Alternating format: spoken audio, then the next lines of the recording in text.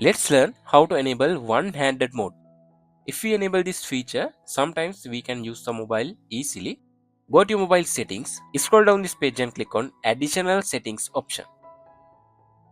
In here you can see one-handed mode option, click on it.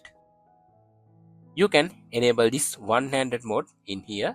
You can see a preview. Turn on one-handed mode by swiping left or right from the center of the navigation panel. You can enable one-handed mode like this.